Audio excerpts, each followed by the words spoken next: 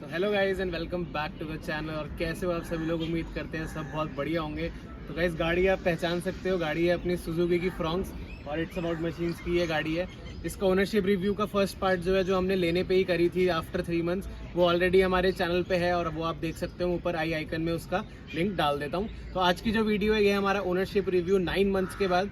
तो हमने मई में ली थी जब ये गाड़ी जस्ट लॉन्च ही हुई थी, उसके एक हफ्ते के अंदर ही ले ली थी। तो आज अगर आप देखो तो 9 महीने हो चुके हैं गाड़ी को और हम 12,000 किलोमीटर जो है इस गाड़ी से कवर कर चुके हैं। हमने हाईवे पे चला ली है, हमने सिटी में चला लिया है, ट्रैफिक में चला लिया है, ऑफ रोडिंग कर लिया है। मतलब जो जो इस गाड़ी से हम निचोड़ सकते थे हमने अच्छे से निचोड़ लिया है। तो आज का ओवरऑल जो फीडबैक है गाड़ी का वो आपके लिए लेके आएंगे और इसके अंदर हम बहुत कुछ डिस्कस करने वाले हैं। हमारी थर्ड सर्विस भी हो गई है, उसका एक्सपीरियंस भी आपके साथ शेयर करेंगे।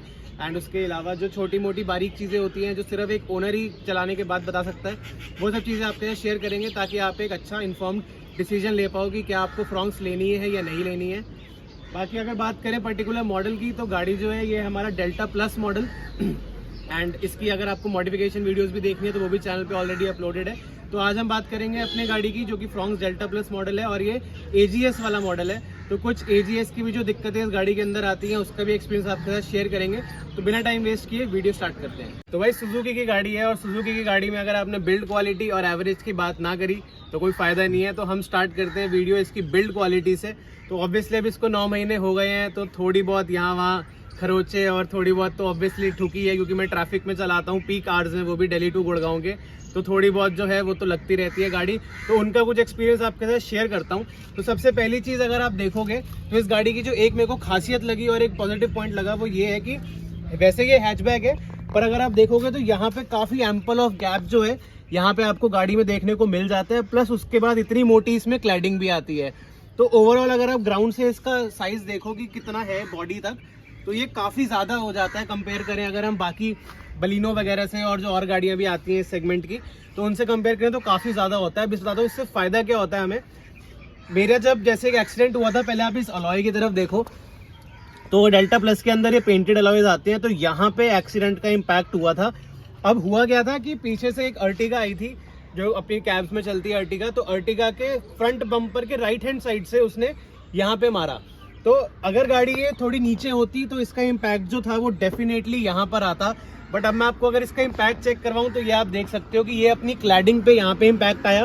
ये जो आप स्क्रैचेस देख रहे हो यहाँ पे इम्पैक्ट आया। थोड़े से स्क्रैचेस आप यहाँ पे भी देख सकते हो, ये जो नीचे लगे हुए हैं। और बाकी जो इम्पैक्ट है ये एलॉय ने लिया है। और एलॉय की क्वालिटी भी यहाँ पे मैं कहता हूँ कि ऐसे कुछ मुड़ने की दिक्कत नहीं आई, कुछ नहीं आया। तो बेसिकली कहने का मतलब ये है कि गाड़ी अगर ये थोड़ी सी और नीचे होती तो ये जो इम्पैक्ट था ये क्लैडिंग की जगह आपको बॉडी पे मिलता, जो कि रिपेयर वाइज भी और अगर स्ट्रक्चर की बात करें दोनों के लिए ठीक चीज़ नहीं है। तो गाइस वीडियो में आगे बढ़ने से पहले आपका 1 मिनट का टाइम लेना चाहूँगा। आप देख सकते हो ये प्रोडक्ट कार लिंक किट की तरफ से, ये है हमारा एंड्रॉइड बॉक्स। अगर आपको अपनी गाड़ी में एंड्रॉइड चलाना है, मतलब नेटफ्लिक्स देखना, यूट्यूब पे वीडियो देखनी है और अपना स्टीरियो चेंज नहीं करना, तो आपके लिए परफेक्ट प्रोडक्ट है। तो ये प्रोडक्ट जो है आप देख सकते हो सिर्फ इतना सा है, इतना स्लीक सा।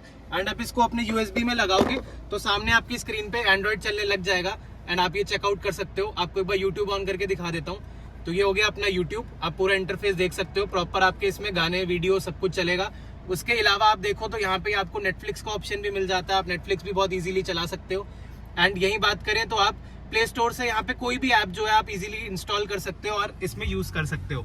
अब मैं आपको बताता हूँ इसके कुछ फायदे। इसमें आपको 6 मंथ्स की मनी बैक गारंटी मिलती है एंड आपको कस्टमर सपोर्ट मिलेगा, फ्री आपको इंटरनेशनल शिपिंग मिलेगी, कोई चार्जेस नहीं लगेंगे आपके। एंड अगर आपको ये प्रोडक्ट परचेज करना है तो आप कूपन कोड यूज कर सकते हो IAM, इट्स अबाउट मशीन्स का IAM, एंड वो आप यूज करोगे तो आपको 18% का डिस्काउंट इसमें मिल जाएगा। तो अगर आपको परचेज करना है ये प्रोडक्ट तो आपको लिंक मिल जाएगा डिस्क्रिप्शन के अंदर। एंड आपकी कोई भी अगर क्वेरीज है तो आप हमें इंस्टाग्राम पे पर्सनली DM कर सकते हो, हम आपकी सारी क्वेरीज का आपको जवाब देंगे। अब वीडियो करते हैं आगे कंटिन्यू। उसके अलावा अगर हम एक और एक्सीडेंट भी हम दिखा सकते हैं, एक और जो एक्सीडेंट थोड़ा अभी इससे रिसेंटली हुआ है। ज्यादा था मेजर, तो उसमें भी गाड़ी ने कैसा परफॉर्म करा शुभम। तो यहाँ पे आप अभी एक्सीडेंट देख सकते हो। एक्सीडेंट तो नहीं बोलूंगा, मतलब था तो ये बहुत बेकार सही। तो बेसिकली मैं साइड से निकल रहा था और एक बंदे ने बस दरवाजा खोल दिया अपनी गाड़ी का। तो आप उसका इम्पैक्ट चेक करोगे तो ये जो आप निशान देख रहे हो ये तो बेसिकली ग्लू के निशान है। ये इस पे हमने वो लगाया हुआ था जो डोर का प्रोटेक्टर आता है, इसने भी काफ़ी हेल्प करी। बट अगर आप देखो तो उसने दरवाज़ा खोला बंदे ने और वो दरवाज़ा बिल्कुल इसकी यहाँ पे एज पे पड़ा। अगर आप यहाँ से देखोगे तो यहाँ पे आप चेक कर सकते हो कि ये जो लोहा है यहाँ से जो मुड़ा है यहाँ पे उसका गेट लगा था, तो ये जो लोहा है यहाँ से मुड़ गया और पेंट जो है यहाँ से उखड़ गया है। तो मैं इसकी बिल्ड क्वालिटी पे एज सच तो कुछ कमेंट कर नहीं पाऊंगा, क्योंकि सामने वाली गाड़ी जो थी वो भी वैगन आर थी, उसका भी दरवाज़ा हल्का सा ऐसे ट्विस्ट हो गया था, और अपनी फ्रॉन्क्स पे भी यहाँ पे आप देखो तो लोहा मुड़ गया है। हालांकि ये जो कट्स एंड एजेस है, इसमें लोहा जब मुड़ता है तो इसका मतलब इम्पैक्ट जो होता है वो काफ़ी अच्छे से पड़ा होता है। तो ये जो दो माइनर से एक्सीडेंट थे बेसिकली, तो इसमें आप अगर बिल्ड क्वालिटी का थोड़ा सा जज कर पाओ तो लगता है कि मतलब गाड़ी थोड़ी ठीक है। वैसे देखा जाए अगर लोहे की इस वाले पर्टिकुलर एक्सीडेंट की देखो तो हालांकि लोहा यहाँ से मुड़ गया है, बट इम्पैक्ट ओवरऑल जो गाड़ी ने लिया है वो कम है। हालांकि ये वाला पोर्शन जो है ये काफी हद तक आप देख सकते हो, यहाँ पे अब गैप बन गया है पूरी 2 उंगलियों का। और ये पता है रिपेयरिंग में भी इतना इजी नहीं होता। ये वाला पार्ट, ये वाला इजी नहीं होगा। वो मतलब वो वही था कि बिल्कुल एक एंगल पे ही लगा, बिल्कुल इन दोनों के बीच में। तो अब ठीक है, जो है सो है। सिटी में चलाओगे तो थोड़ी बहुत लगती रहती है। इसके अलावा एक छोटा सा इम्पैक्ट मैं आपको और दिखाता हूँ, वो आप यहाँ पे देख सकते हो। अब यहाँ पे देखोगे अगर रिफ्लेक्शन इसकी, तो ये हल्का सा अंदर दबा हुआ है। तो ये भाई कुछ ऐसा मेजर एक्सीडेंट नहीं हुआ था, बस होंडा सिटी का साइड व्यू मिरर जो था वो इस पे लगा था, और ये आप देखो तो ये अंदर को चला गया है। तो ये सब दिखाने का पर्पज सिर्फ यही है कि आप एक खुद से इन्फॉर्म डिसीजन ले पाओ, क्योंकि देखो इसकी कोई क्रैश टेस्ट रेटिंग अभी तक आई नहीं है, कोई ऐसे भारत एनकैप में या जो हमारे बाकी एनकैप होते हैं उनके अंदर कोई रेटिंग आई नहीं है। मारुति ने इसको इंटरनली क्रैश टेस्ट किया था और काफ़ी अच्छे रिजल्ट्स आए थे। बट इन सब का दिखाने का पर्पज़ यही है कि एक्सीडेंट जो होता है वो अलग अलग लेवल्स पे होता है, अलग एंगल से होता है, तो सबका इम्पैक्ट जो होता है वो अलग आता है। ये छोटा सा अगर हम इसी की बात करें तो साइड मिरर गाड़ियों के जनरली प्लास्टिक के ही होते हैं। प्लास्टिक के ही होते हैं। तो उस हिसाब से मेटल पे इतना डेंट आना क्या लगा तेरे को? मतलब ठीक है, फर्स्ट ये मेरा बेसिकली फर्स्ट एक्सीडेंट ही था इस गाड़ी का। तो ये जब आया था तो मेरे को थोड़ी निराशा तो थी, और नो डाउट मैं ये बोलूंगा कि इसके दरवाजे जो हैं ये बहुत हल्के फील होते हैं। मतलब आप अगर कंपेयर करो बाकी गाड़ियों से, किया की या टाटा की, तो हल्के होते हैं, नो डाउट, इसमें कोई राय नहीं है भाई। ऐसा नहीं है कि आपको बिल्कुल ऐसे 5 स्टार रेटिंग आ जाएगी आउट ऑफ नोवेयर। बट ये जब डेंट पड़ा था तो उसमें कुछ ज़्यादा इम्पैक्ट था नहीं। मतलब उसका साइड व्यू मिरर बंद हो गया और मेरा जो है ये अंदर और बंद भी हो गया, तो वैसे ही इम्पैक्ट और कम हो जाता है। हाँ, वो तो, मतलब काफी हाँ। ऐसे लगा जो चलो ठीक है हाँ। पर अब ये जो है ये अंदर चला गया है और इसको भी अब देखते हैं कभी रिपेयर करवाएंगे। पर इस वाले पर्टिकुलर एक्सीडेंट की अगर मैं बात करूं तो भाई ये चीज मेरे को इस गाड़ी में बहुत अच्छी लगी थी कि अच्छी ग्राउंड क्लियरेंस थी, काफी बॉडी जो है ऊपर है, तो उसकी वजह से जो इम्पैक्ट है पीछे से वो काफी हद तक आपका टायर या अलॉय जो है वो ले जाता है और बॉडी जो है आपकी सेफ रहती है। तो गाइस अब हम आ गए हैं गाड़ी के अंदर और कुछ गाड़ी के अंदर की चीजों का भी एक्सपीरियंस आपके साथ शेयर करता हूँ। तो सबसे पहली चीज अगर आप देखो तो भाई ये जो है ये है बिल्कुल बेकार, बहुत ज्यादा छोटा है ये, कोई पर्पस नहीं है। ये शीशा जो है आप देख सकते हो इसके डबल साइज का है, और ये जो है ये ऐसा ज्यादा धूप रोक नहीं पाता, ये सिर्फ एक पर्टिकुलर एंगल पे रोक पाता है। अगर साइड से आए, अगर यहाँ पे आगे सन आ गया तो भाई कोई चांस नहीं है आपका। ये ना तो एक्सटेंड होता है ना कुछ होता है। तो ये वीडियो में ना पता नहीं लग रहा, बट एक्चुअल में काफी छोटे साइज के है ये बहुत छोटा है। वैसे अगर आप इसकी कवरेज देखोगे तो कुछ है ही नहीं, आधा शीशा कवर करती है, और यहाँ से अगर धूप पड़ रही है तो इसका कोई पर्पस नहीं है। बाकी अगर हम दूसरी चीज की बात करें तो वो है भाई इसका रियर व्यू का जो लुक है। तो रियर व्यू में जो यहाँ पे व्यू मेरे को मिलता है इसमें IRVM के अंदर वो बहुत ही बेकार है। मैं आपको एक बार चेक करवाता हूँ। तो इसकी दिक्कत क्या है कि पीछे का जो इसका शीशा है ना वो काफी ज्यादा स्लांट है, जिसकी वजह से आपका एक पर्टिकुलर एंगल पे ही बहुत थोड़ा सा ही व्यू आपको आता है। अगर आप अभी भी रियल टाइम में देख रहे होगे तो ये व्यू इसका आता है। और पीछे इसमें 2 बड़े बड़े हेडरेस्ट दे रखे हैं, मैं आपको एक बार साइज दिखाता हूँ। तो ये आप हेडरेस्ट देख सकते हो। तो अगर कोई पीछे बैठा है और उसने हेडरेस्ट खोला हुआ है तो भाई ये जो व्यू है ये सिर्फ इतना सा दिखता है बीच में आपको, जो कि इस गाड़ी के लिए थोड़ा सा मेरे को लगता है कि कम है। और इससे बेटर, मतलब अब बेटर तो कैसे ही करोगे क्योंकि डिजाइन ही ऐसा है गाड़ी का, बट बेटर होना चाहिए था।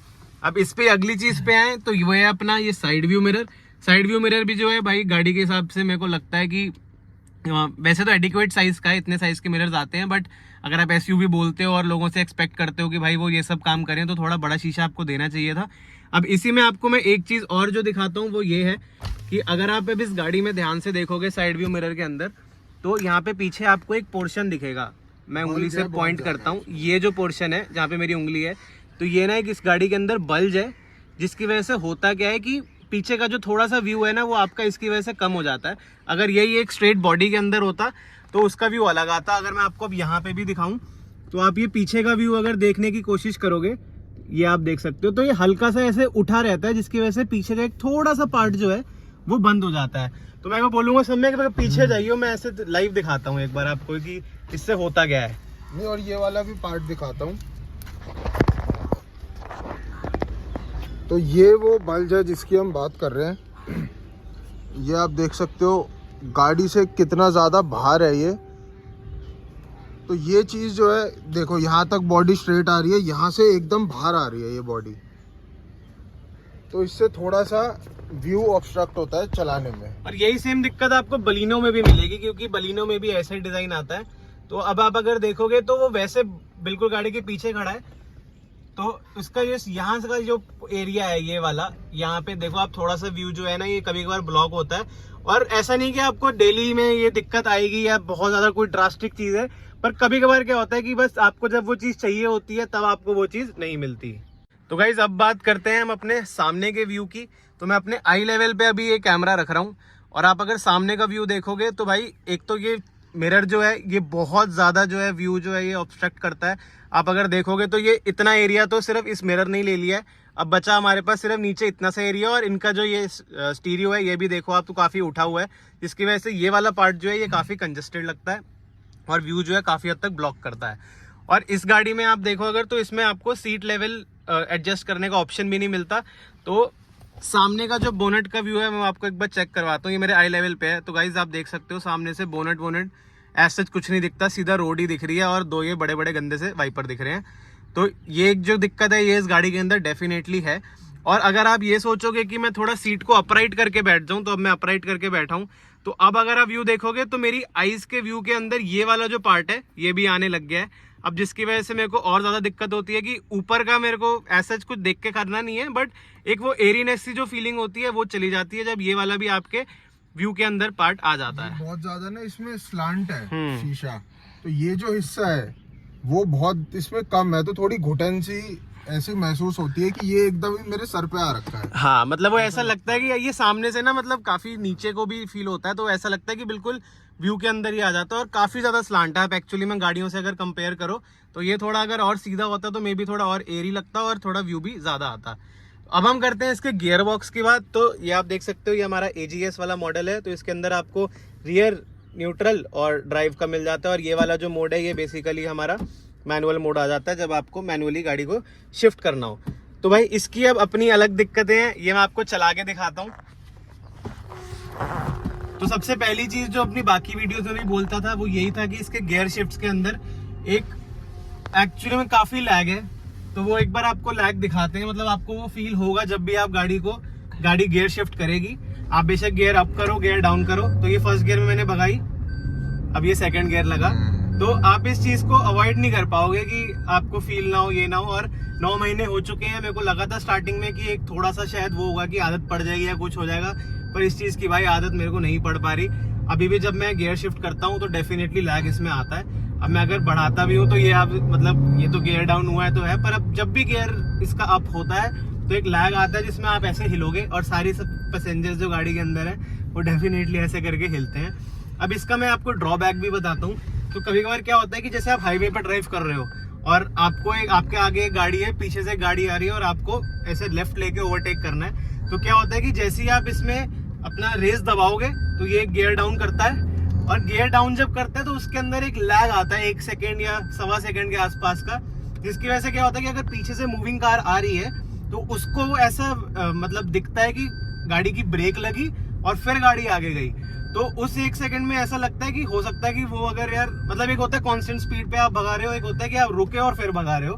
तो इस गाड़ी में वो गाड़ी पहले थोड़ा ब्रेक लेती है और उसके बाद वो गाड़ी भागती है, जिसकी वजह से कई बार ऐसा मूवमेंट आ जाता है कि अगर पीछे वाले ने ब्रेक नहीं मारी तो। और मेन दिक्कत इसकी पता है कहाँ है कि अगर हम सिंगल लेन रोड पे चल रहे हैं, यहाँ सामने से भी ट्रैफिक आ रहा है और हम यहाँ चल रहे हैं, और तब जब हमें ओवरटेक करना होता है तो वो 1-2 सेकंड भी बहुत ज्यादा मायने रखते हैं, क्योंकि उतना ही टाइम मिल पाता है। तो ये मेरी रियल लाइफ एक्सपीरियंसेस ही हैं, क्योंकि मैं डेली चलाता ही हूँ 50-50 किलोमीटर, तो काफी मैं गाड़ी को जज करता रहता हूँ। तो ये वाली एक गियर लैग की जो दिक्कत है ये डेफिनेटली बहुत ज्यादा आती है। अब इसी में अगर मैं और दिक्कतें ऐड करूँ तो भाई अपना जो BS6 का फेज 2 है, और ये दिक्कत तो जो बंदा वीडियो देख रहा होगा वो ये दिक्कत फील करता होगा, फेस करता होगा। इसमें जो ऑटो स्टार्ट स्टॉप का बटन है भाई, उसका मन करता है कभी मेरे को उखाड़ के फेंक दूं। उसका कोई रियल लाइफ पर्पस मेरे को आज तक ऐसा नहीं लगा कि सॉल्व हुआ है। मैं जाम के अंदर गाड़ी चलाता हूं और जिस दिन ये मतलब बाय डिफॉल्ट एक तो इन्होंने ऑन ही कर रखा है कि बंदा बैठेगा तो वो खुद ही ऑफ करेगा। हालांकि ये उल्टा होना चाहिए था, बाय डिफॉल्ट ऑन ऑफ होता और मैं ऑन करता। बट अब इससे होता क्या है कि मैं जाम के अंदर हल्का सा रुकता हूँ 1 सेकंड के लिए, गाड़ी हो जाती है बंद, फिर आगे वाली गाड़ी चल पड़ती है, फिर गाड़ी ऑन होती है, फिर मैं आगे जाता हूँ, फिर ब्रेक मारता हूँ, फिर गाड़ी बंद। तो कभी वो इतना अनोइंग हो जाता है कि मेरे को यहाँ पे बटन दबाना ही पड़ता है कि भाई तू बंद ही रहे। उसको दे रहे हो तो उसका टाइमर थोड़ा तो ज्यादा रखो, मतलब गाड़ी रुकते ही बंद हो जाता है। मतलब हाँ, 4-5 सेकंड का टाइम जो है वो होना चाहिए था मेरे हिसाब से, तब इसका सेंस बनता भी। पर इंस्टेंटली अगर तुम गाड़ी बंद कर दोगे तो कोई पर्पस नहीं है। और जो पर्पस इसका था कि फ्यूल को मतलब और एफिशिएंट करेंगे गाड़ियों के, ताकि फ्यूल की कंजम्पशन कम हो। भाई इतनी बार गाड़ी ऑन ऑफ करोगे तो उसमें भी तो फ्यूल लग ही रहा है ना, मतलब। और मेरे को तो मेंटल टॉर्चर हो जाता है, मेरे को तो ये बिल्कुल नहीं पसंद आई ये जो टेक्नोलॉजी इन्होंने यूज करी है। तो ये है। बाकी इसके अंदर और दिक्कतें जो हैं वो मैं आपको बताता हूँ। दिक्कत नहीं है, आपको एक अच्छा पॉइंट बताता हूँ, मैंने पिछली वीडियो में भी बताया था। तो बहुत सारी ऑटोमेटिक गाड़ियों में होता है कि लोग बोलते हैं कि आप डी के अंदर इसको मत रखो गाड़ी को, अगर आप खड़े हुए हो तो इसको ड्राइव मोड के अंदर मत रखो। पर इस गाड़ी के अंदर जो एक अच्छी चीज है वो मैं आपको दिखाता हूँ कि अगर आप इसमें हैंड ब्रेक खींच दोगे तो गाड़ी जो है ये अपना आरपीएम जो है वो लो कर देती है, और आप इस मोड के अंदर इसको आराम से रख सकते हो। तो अभी मेरा देखोगे आप, गियर नॉब जो है ये ड्राइव मोड के अंदर ही है, और मैंने हैंड ब्रेक खींच दी है। तो ये चीज जो है ये एक्चुअली में काम आती है जाम के अंदर, कि बार बार आपको न्यूट्रल पे शिफ्ट नहीं करना होता, ड्राइव पे शिफ्ट नहीं करना होता। इसका पॉइंट ये है, जैसे अब मैं भी एक ऑटोमेटिक गाड़ी चलाता हूँ, तो अगर मैं डी पे गाड़ी में ब्रेक मार के खड़ा हूँ तो मेरे को अंदर से भी अच्छा नहीं लगता कि गाड़ी जान लगा रही है बट मैंने उसे रोक रखा है। बट इसमें क्या है, डी पे भी अगर आपने ब्रेक मार दिया तो गाड़ी जान भी नहीं लगाती फिर। हाँ, जान नहीं लगाती, और हैंड ब्रेक खींच दोगे तो गाड़ी वहां खड़ी भी रहेगी। अब अगर आप हैंड ब्रेक नीचे करोगे तब भी आपकी गाड़ी आप देखोगे आगे मूव नहीं कर रही, ड्राइव के अंदर ही है, मैं रेस नहीं दे रहा हूँ, बट तब भी नहीं चल रही, और गाड़ी अभी चलेगी नहीं, क्योंकि गाड़ी जो है ये एट रेस्ट पे है। और मैं जैसे ही इस पे हल्की सी रेस दूंगा, गाड़ी जो है अपना क्रॉल करना शुरू कर देगी। तो ये एक चीज है जो मेरे को लगता है कि हमारा जो एजीएस है इस वाली गाड़ी के अंदर आता है, ये एक मेरे को पॉइंट लगता है कि ड्राइविंग का जो कंफर्ट है वो थोड़ा सा एनहांस करता है, बार बार आपको गियर शिफ्ट नहीं करना पड़ता न्यूट्रल से ड्राइव मोड के अंदर। तो अब हम बात करते हैं थोड़ा कंफर्ट की और इसके पिकअप वगैरह की, गाड़ी चलाने में कैसी है। तो पहले कंफर्ट से स्टार्ट करता हूँ। तो वैसे अगर आप देखो 4 लोग बैठे हो तो गाड़ी आपको कंफर्टेबल लगेगी, कोई दिक्कत नहीं है। 5 लोगों को अगर आप पीछे 3 लोग बिठाओगे तो भाई तीसरा बंदा जो होगा, तीसरा क्या पीछे के तीनों ही जो है वो थोड़े अनकंफर्टेबल ही होंगे, क्योंकि वैसे भी थोड़ी ये चौड़ी कम है कंपेयर करो तो, मतलब थोड़ा हायर वेरिएंट से कंपेयर कर रहा हूँ मैं, जैसे सेल्टोस वेल्टोस होगी उससे तो कम है ही है। तो 4 लोगों के लिए परफेक्ट है गाड़ी, कोई दिक्कत नहीं आती। कुछ लोगों को पीछे की हाइट में इशू आ सकता है, क्योंकि पीछे से जो ये काफी नैरो है, देखोगे आप तो इसकी लो स्लंग बॉडी है, जिसकी वजह से थोड़ा हाइट में दिक्कत आ सकती है कि 6 फुट के ऊपर जो बंदा बैठ रहा है 6 फुट वाला, उसके बाल वाल तो डेफिनेटली टच होंगे। अब अगर मैं ड्राइवर के कंफर्ट की बात करूं तो भाई इसका जो बोनेट का व्यू है, जैसे मैंने पहले भी बोला, तो कुछ ऐसा बहुत ज्यादा खास नहीं है, मतलब ऐसा आपको एसयूवी वाली फील नहीं देता। गाड़ी तो बोलते हैं कि एसयूवी है, बट एसयूवी वाली आपको बोनेट देख के फील नहीं मिलने वाली, क्योंकि एक सामने से एक जो फ्रंट फ्लैट बॉटम सा होता है वो आपको इस गाड़ी के अंदर नहीं मिलेगा, तो आपको सीधा रोड ही दिखेगी। उसके बाद अगर मैं और ड्राइवर की बात करूं तो देखो हर चीज अप्रोचेबल है, इसमें कोई दिक्कत नहीं है, आप इजीली सब चीजें एक्सेस कर सकते हो। ये 2 डंडे मिले हैं यहाँ पे एवरेज और वो चेक करने के लिए, ये भाई मारुति वालों को समझ नहीं आता। ये अब ऑलमोस्ट हर ब्रांड ने हटा दिया, इन्हीं के रह गए हैं बस। इन्होंने 2 डंडे चलाए हुए हैं, 10.5 लाख की गाड़ी पड़ी थी भाई मेरे को ये, और उसमें भी ये 2 डंडे दबाने पड़ते हैं मेरे को, कभी बार तो चुपते हैं, बट ठीक है। अब अगर हम वैसे बात करें तो देखो विंडो के सारे कंट्रोल्स हैं यहाँ पे, आपको ट्रैक्शन कंट्रोल, ऑटो स्टार्ट, मतलब ये सब चीजें आपको यहाँ पे मिल जाती है, उसमें कोई दिक्कत नहीं है। एक पॉइंट जो मैं बोलना चाहूंगा वो ये है कि राइट पैर के लिए मेरे पास सफिशिएंट स्पेस है यहाँ पे, मतलब अच्छे से मैं मूवमेंट कर सकता हूँ, जो कि राइट में ही एक्चुअल मूवमेंट चाहिए होती है। बट अगर हम लेफ्ट की बात करें तो यार वो ना पैर इस पर टिकाना पड़ता है, मतलब पूरे रास्ते वो इसी पे रहता है, मतलब मेरे पास और जगह है नहीं कि मैं लेफ्ट पे ऐसे सीधा रख नहीं सकता, ये मेरा कंफर्टेबल पोजीशन है तो इसी पे रखना पड़ता है। और कुछ टाइम के बाद ये अनोइंग सा लगने लग जाता है कि थोड़ा पैर हिलाओ टाइप्स वाला। तो वैसे देखो तो थोड़ा सा मेरे को नैरो लगा, पैर खोलने की थोड़ी जगह कम है लेफ्ट साइड के लिए। हालांकि मतलब गाड़ी जो तुम ले रहे हो उसके हिसाब से ठीक है, बट वैसे अगर कंफर्ट की बात करो तो ये थोड़ा सा मेरे को कभी का पेन पॉइंट लगता है अगर आप 1.5-2 घंटा जाम में गाड़ी चला रहे हो। उसके अलावा पिकअप की बात करो तो भाई अब थोड़ी अच्छी चीजों पे आते हैं सुजुकी की। तो भाई इंजन जो है गाड़ी का वो डेफिनेटली बहुत सही है, मतलब 1200 सीसी का जो इसके अंदर इंजन आता है जो बलिनो में मिलता है, साइलेंट भी है, at the same time performance जो है वो भी अच्छी देता है आपको। सिटी की अगर मैं पर्टिकुलरली बात करूं तो सिटी में भाई जितनी आपको परफॉर्मेंस चाहिए होती है वो आपको एडिक्वेटली मिलती है।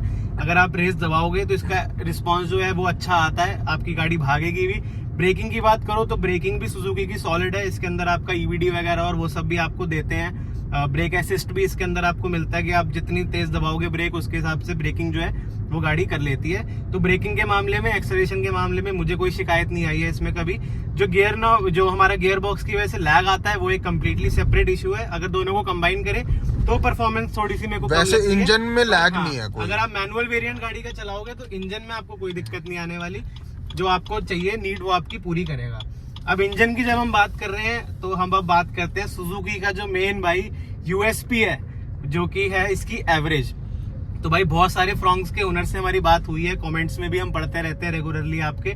तो लोग बोलते हैं यार हमारी 8 की एवरेज आ रही है, कईयों की 12 की एवरेज आ रही है, कईयों की 13 की आ रही है, कुछ लोग सरप्राइजिंगली बोलते हैं कि मेरी 22 की आ रही है। तो भाई ये सारी एवरेज जो है ये बिल्कुल ट्रू है। ये सारी एवरेजेस आपको देखने को मिलेंगी गाड़ी के अंदर। और एवरेज जो होता है वो एक दिन की चीज नहीं होती कि एक दिन आपकी 20 आ गई, एक दिन आपकी 8 आ गई। तो इसका सीन क्या होता है बेसिकली कि मैंने जो ऑब्जर्व किया है वो ये है कि अगर आप लॉन्ग स्ट्रेचेस पे गाड़ी चलाते हो, जैसे मान लो कि आप 25 से 30 किलोमीटर गाड़ी चलाते हो, स्ट्रेट रोड है, कोई ट्रैफिक नहीं है, आप एक कांस्टेंट स्पीड 60-70 पे जा रहे हो, तो भाई ये गाड़ी आपको 23 की एवरेज भी देगी। मैंने एक्चुअली में ये चीज ऑब्जर्व की है, 23 की एवरेज भी आती है जब मैं कॉन्स्टेंटली एक स्पीड पे बिना ब्रेकिंग के, बिना फालतू की एक्सेलरेशन करे हुए अगर चलाऊं प्यार से, 23 की एवरेज भी आती है। अगर आपका मन करता है कि मैं थोड़ा भगाऊं और मतलब एग्रेसिवली गाड़ी चलाऊं कि मैं बिल्कुल ऐसे भागूंगा आगे, फिर आगे जाके एग्रेसिवली ब्रेक मारूंगा फिर भागूंगा, तो भाई 12-13 की एवरेज आप एक्सपेक्ट करके चलो, आपकी 12-13 की एवरेज ही आएगी। आप कोई भी ब्रांड उठा लोगे, सबके अंदर ये कॉन्सेप्ट जो बेसिक होता है एवरेज निकालने का वो यही होता है कि आप लाइट फुटेड गाड़ी चलाओगे, कांस्टेंट स्पीड पे चलाओगे, without hard braking, without hard acceleration चलाओगे, तो आपकी गाड़ी जो है ये 22 से 23 की एवरेज मारुति की गाड़ी 8 की भी दे सकती है क्या? भाई 8 की भी देती है। वो सीन वही होता है कि आपने देखो मीटर जो है ना वो उसको कर दिया एकदम 0 पे, और आपने भगाई 5 किलोमीटर गाड़ी, आपने उसी पॉइंट पे भगानी शुरू कर दी, आपने 5 किलोमीटर गाड़ी भगाई बिल्कुल 100-120 पे, तो 8 की एवरेज भी गाड़ी शो करती है। पर इसकी अब जो प्यारी चीज है वो ये है कि अगर आप यही सेम चीजें दूसरी गाड़ी में करोगे ना तो उनकी का एवरेज जो है वो उस मामले में उससे भी कम आएगी। तो इसमें क्या है कि अगर आप बहुत देर से जाम में गाड़ी चला रहे हो और आपको एक खाली स्ट्रेच मिल गया जिसपे आपने 60 पे चला दी, तो भाई ऐसे बढ़ती है इसकी एवरेज।